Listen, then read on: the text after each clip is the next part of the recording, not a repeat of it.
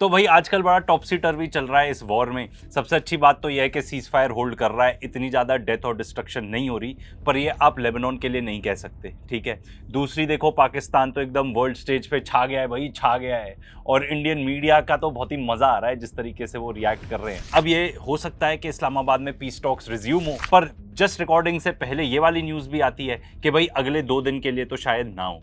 ठीक है भाई, सब्र रखो, सब्र रखो। ये चीज़ें ऐसी नहीं है कि एकदम से सोल्यूशन मिल जाएगा, लगे रहेंगे।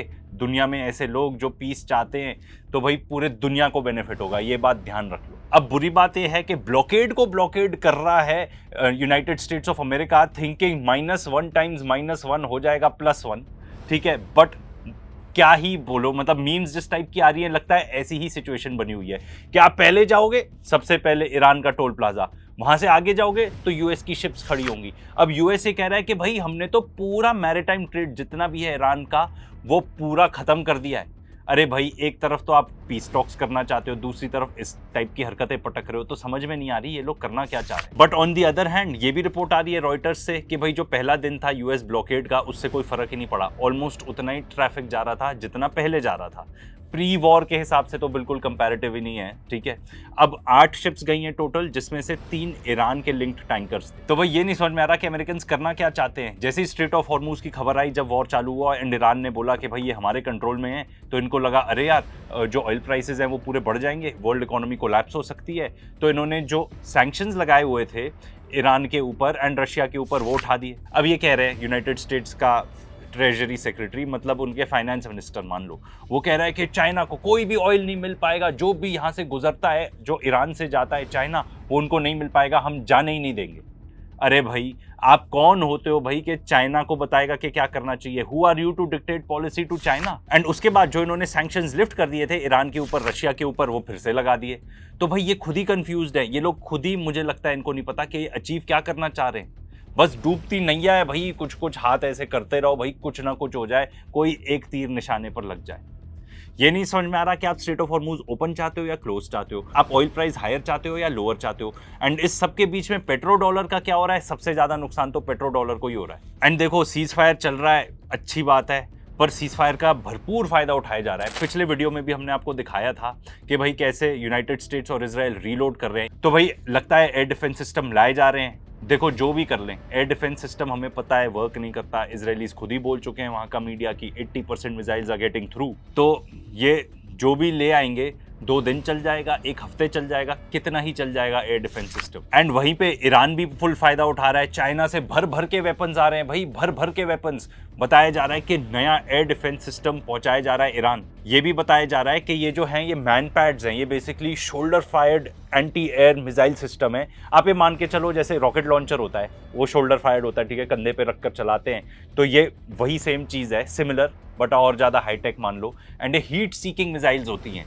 तो ये जो इनके रेडार वेडार के थ्रू एस्केप कर जाते हैं, F-35 वगैरह, वो टेक्नोलॉजी का यहाँ पे कोई फायदा नहीं है, क्योंकि ये हीट सीकिंग मिसाइल्स हैं। एंड ये CNN ही रिपोर्ट कर रहा है कि ट्रंप ने एक प्रेस कॉन्फ्रेंस में सॉर्ट ऑफ इंडिकेट कर दिया था कि जो F-15 उनका जो गिरा था ना, वो ऐसे टाइप की ही कुछ हीट सीकिंग मिसाइल की वजह से गिरा था। अब ये क्लियर नहीं है कि भाई वो चाइनीज सिस्टम था या ईरानियन सिस्टम था। देखो, एक चीज़ मैं आपको गारंटी के साथ बता सकता हूँ, इसके लिए आपको कोई इनसाइडर इन्फॉर्मेशन की भी ज़रूरत नहीं है। जब इतना लंबा चौड़ा वॉर चल रहा है, तो चाइनीज़, रशियंस फुल एकदम आंख गड़ा के बैठे हैं यहाँ पे, एकदम चील की तरह, कि भाई एग्जैक्टली क्या हो रहा है, क्या चीज़ वर्क करती है, क्या चीज़ नहीं वर्क करती। एंड जितने भी सिस्टम्स में अपने ट्वीक कर सकते हैं, ये चीज़ ट्वीक कर रहे हैं, ठीक है, चेंजेस कर रहे हैं, ताकि जब भी ये वॉर चालू होता है तो फिर अपग्रेडेड चीज़ें हों ईरान के पास। एंड ईरान भी अपने एयर डिफेंस सिस्टम्स को ट्वीक कर रहा होगा, जो भी मिसाइल्स को ट्वीक कर रहा होगा कि भाई ये काम किया, ये काम नहीं किया। तो ये सब ऑप्टिमाइजेशन चल रहा होगा and getting prepared for the next round. अब देखो, यूएसए जो भी बोलता रहा है कि चाइना ऐसे कैसे कर रहा है, वो कैसे कर रहा है, भाई कितने सालों से अमेरिका ने यही काम तो किया है, फाइनेंस किए हैं Wars. Iraq Iran war finance किया इन्होंने, इराक को तो केमिकल वेपन्स भी दिए, पूरी इंटेलिजेंस दी। रशिया यूक्रेन वॉर क्या है, यूक्रेन के पास हथियार कौन पहुंचाता है? ईयू पहुंचाता है, सबसे ज्यादा अमेरिका पहुंचाता है। अब देखो, जहां तक अग्रीमेंट की बात है कि पीस टॉक्स होंगी, अग्रीमेंट हो सकता है या नहीं हो सकता, वैसे हमने पिछले वीडियोस में आपको डिटेल में ये चीजें बताई हैं। बट सबसे ज्यादा जो आड़े आएगी चीज, वो आएगी लेबनान। इनफैक्ट मुझे अपने आप को करेक्ट करना चाहिए, नॉट लेबनान, इजराइल, क्योंकि इजराइल कह रहा है भाई जो भी होता रहे मैं तो ग्रेटर इजराइल बना के रहूंगा, क्योंकि देखो ये इनका सपना है, इनका वेट ड्रीम है। साथ साथ जो इनके पॉलिटिशियंस हैं, यहाँ पे नेतन्याहू की बात हो रही है, वो कुछ तो बोलेगा कि भाई हमने वॉर लड़ा तो मैं कुछ तो जीत के लाया, नहीं तो उसको ऐसे ही भगा देंगे। इलेक्शंस आने वाले हैं भाई, इलेक्शंस। एंड अब तो आपने ये भी देख लिया हंगरी में क्या हुआ, 16 साल से जो आदमी वहां पे डिक्टेटर लाइक बना हुआ था, जिसने सब कुछ कंट्रोल किया हुआ था, उसको भी जनता ने बाहर फेंक दिया। मुझे तो ये नहीं समझ में आता, इजरायली खुलेआम बोल चुके हैं कि हम इन्वेड करेंगे लेबनान को, तो फिर ये टॉक्स क्या हो रही हैं भाई, ये मतलब क्या हो रहा है? अब पता है इजराइल क्या करना चाहता है, कितना एरिया लेबनान का इजराइल खाना चाहता है, ठीक है, वो तो हिजबुल्लाह है इसलिए नहीं खा पा रहा। एंड लेबनान आर्मी ने कुछ भी नहीं किया, कुछ भी नहीं किया, चूड़ियां पहन के बैठे हैं ये लोग। अब देखो इजराइल और लेबनान की भी बातचीत चल रही है, बेसिकली मैच फिक्सिंग हो रही है यहाँ पे, और कुछ नहीं हो रहा कि भाई किसी तरीके से हिजबुल्लाह को बाहर किया जाए, क्योंकि ये हारेट्स रिपोर्ट कर रहा है, जो कि इजरायली मतलब नामी गिरामी इजरायली न्यूज़पेपर है, कि जो भी नेगोशिएशंस हो रही है ना, बेसिकली नेतन्याहू उनको यूज कर रहा है to buy time against Hezbollah. Basically वो कह जा रहा है कि हाँ हाँ हाँ हम तो बात कर रहे हैं जी, बात कर रहे हैं, पर असली नजर उनकी हिजबुल्लाह पे है कि किसी तरह हिजबुल्लाह को खत्म करें। अभी ये जो सीज फायर हो रखा है ईरान के साथ, थोड़ी हमें रिस्पाइट मिली हुई है, थोड़ा आराम मिला हुआ है, उस टाइम में हिजबुल्लाह को खत्म करना है। एंड यही सेम चीज अल जजीरा भी रिपोर्ट कर रहा है कि ये जो टॉक्स हो रही हैं, इसमें इसराइल का एक ही एम है, डिसआर्मामेंट ऑफ हिजबुल्लाह, कि भाई उनको बोल दो कि अपने हथियार वगैरह त्याग दें। And Lebanese government, Lebanese army से यही बातचीत चल रही है। देखो हिजबुल्लाह को ऐसे तो डिसआर्म करा नहीं सकते ये, तो इनको लगता है लेबनान के अंदर सिविल वॉर छिड़वा दो। ये वहां की सरकार को कह रहे हैं कि आप हिजबुल्लाह को देख लो, ठीक है, एंड पॉसिबली नेगोशिएट कर लेंगे कि ठीक है हम रिट्रीट कर जाते हैं आपकी टेरिटरीज पर, आप हिजबुल्लाह को खत्म करो। ये हिजबुल्लाह इनके लिए सबसे बड़ी गले की घंटी बन चुका है। साथ ही साथ नॉर्दर्न इजराइल में इतने ज्यादा लोग डिस्प्लेस हो चुके हैं, वहां पे जितने भी इन्होंने सेटलमेंट्स बनाई थी, इलीगल सेटलमेंट्स, वो खत्म हो चुकी हैं बिकॉज ऑफ दिस रीजन कि हिजबुल्लाह रॉकेट्स फायर करता रहता है। तो इनको भी दिखाना है अपने ऑडियंस को, नॉर्दर्न इजराइल में जो लोग रहते थे, कि भाई तुम्हारे लिए मुश्किल की इन्होंने चीजें, तो हम जाके हिजबुल्लाह को ही खत्म कर रहे हैं। एंड इजराइल जाके क्या कर रहा है लेबनान के अंदर, अगेन हारेट्स ही रिपोर्ट कर रहा है कि जैसे गाजा में इन्होंने डिमोलिश किया था, जैसे गाजा में जेनोसाइड किया था, वही सेम चीज यहाँ पे लेबनान में कर रहे हैं, जाके वही सेम मेथड्स यूज कर रहे हैं, एग्जैक्ट सेम चीज। इनके पास एक लिस्ट होती है घरों की कि इसको खत्म करना है, अपने बुलडोजर ले जाते हैं एंड इतनी सारी बिल्डिंग्स खत्म कर देते हैं। बेसिकली तबाही मचाना चाहते हैं ये लोग, इजरायलीज को और आता क्या है। तो अब देखो दो सिनारियो हो सकते हैं यहाँ पे। सबसे पहले हिजबुल्लाह कह रहे हैं ठीक है आ जाओ बच्चों, आ जाओ, एम्बुश करते हैं तुमको। And Hezbollah is very good at ambushing, and ये सब चीज गाजा में भी बहुत बार हमास कर चुका है। अगर आप देखो हमास को, हिजबुल्लाह को, ईरान को, इनकी टैक्टिक्स सेम है।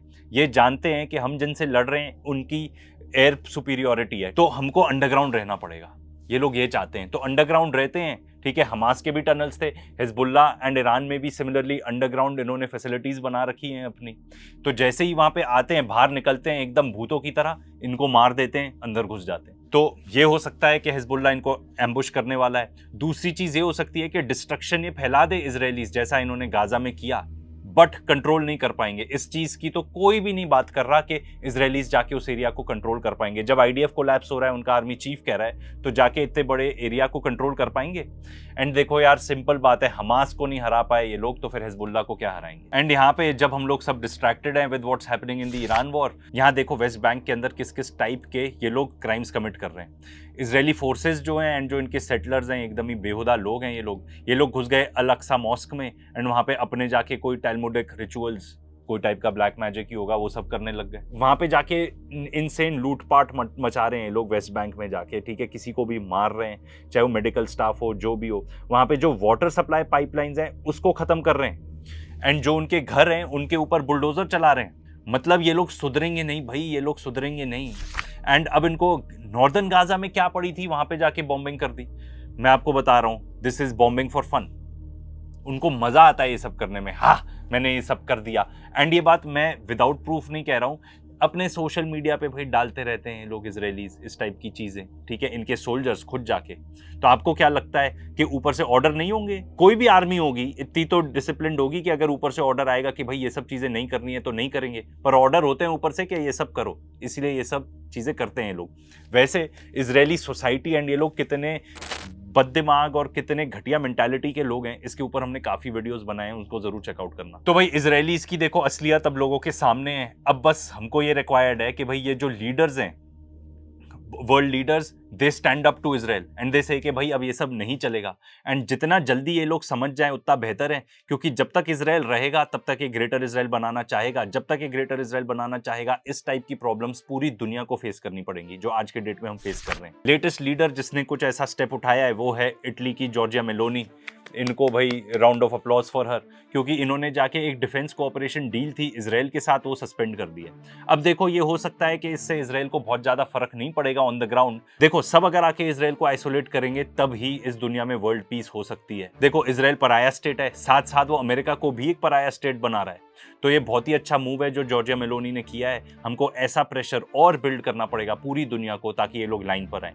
वैसे मुझे नहीं लगता लाइन पर आएंगे, धीरे धीरे इनकी सोसाइटी डिसइंटीग्रेट ही होनी चाहिए। अब देखो अमेरिका के लिए और बैड न्यूज है। जो सऊदी अरेबिया है, जो कि होल्ड करता था $126.9 बिलियन यूएस के ट्रेजरी बॉन्ड्स के, उन्होंने 10.6 बिलियन बेच दिए हैं पिछले महीने, जो कि बेसिकली मंथली डिक्लाइन है of 7.7%। This is huge news. देखो यूएस ट्रेजरी बॉन्ड भी अभी 4.2% पे है, इस पे नजर रखनी पड़ेगी। अगर ये ऊपर जाता है तो अमेरिका को बहुत भारी नुकसान उठाना पड़ेगा, क्योंकि उनको और इंटरेस्ट पे करना पड़ेगा ऑन द बॉन्ड्स जो उन्होंने बेचे हैं पूरी दुनिया को। अब देखो सब कहते रहते हैं कि चाइना क्या कर रहा है। चाइना मुझे लगता है नेक्स्ट लेवल डिप्लोमेसी खेल रहा है भाई बिहाइंड द सीन्स। अब देखो उसने मीटिंग्स किस किस के साथ की है, रशिया ठीक है एलाय है, यूएई के साथ, उसको बता रहा होगा कि भाई तुम सुधर जाओ नहीं तो तुम्हारा देश बचेगा ही नहीं।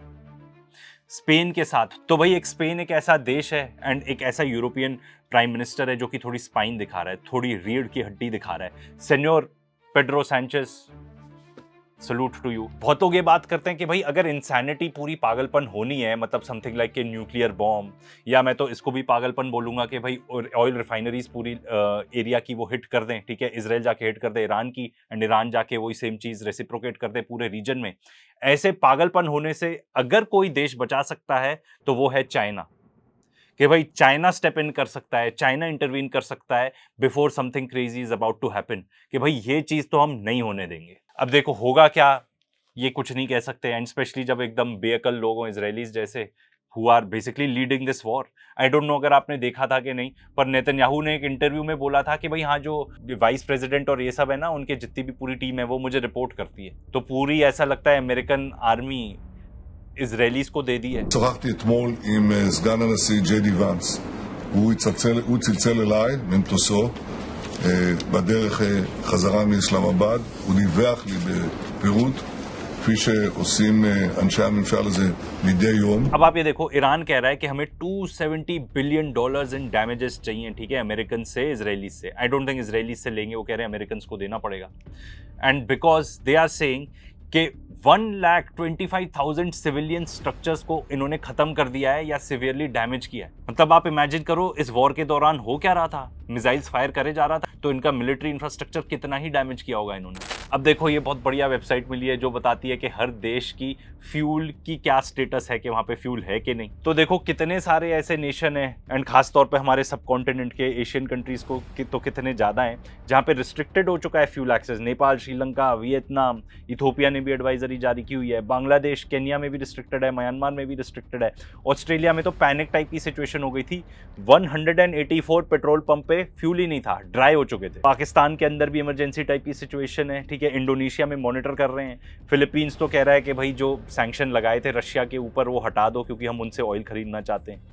Philippines by the way all and out US ally है। इंडिया में भी बता रहे हैं कि एडवाइजरी / पैनिक लिखा हुआ है। वैसे पैनिक तो थोड़ा बहुत गैस के लिए था, अभी भी इंडस्ट्रीज वगैरह बंद है इंडिया में कुछ, क्योंकि गैस नहीं मिल पा रही है। तो ये एक अच्छा रिसोर्स है, इस पे आप नजर रख सकते हो टू फाइंड आउट कि एग्जैक्टली हो क्या रहा है दुनिया में। अगर एयरलाइन इंडस्ट्री की बात करें तो वहां पे ये बताया जा रहा है कि जो यूरोप की इंडस्ट्री है वहां पे सिस्टेमिक जेट फ्यूल शॉर्टेज होने वाला है अगर ये ब्लॉकेड कंटिन्यू करता है तो। जो इंटरनेशनल एनर्जी एजेंसी है वो बता रही है कि बहुत बड़ा सप्लाई शॉक आने वाला है इस साल में अगर ये डिस्ट्रप्शन कंटिन्यू रही तो। एंड वो बता रहे हैं कि अगर ऑयल प्राइसेस पहुंच जाते हैं $150 अ बैरल तक तो जितने भी कंज्यूमर्स हैं, ठीक है, उनको सरकार को बोलना पड़ेगा कि भाई आप फ्यूल सेविंग मेजर्स यूज करो। एंड मैं आपको बता दूं, $150 अ बैरल पर ये जो हमारे इंडेक्सेस हैं ये ना पहुंचे हों, बट फिजिकली तो काफ़ी जगह पे $150 अ बैरल पर ट्रेड हो रहा है।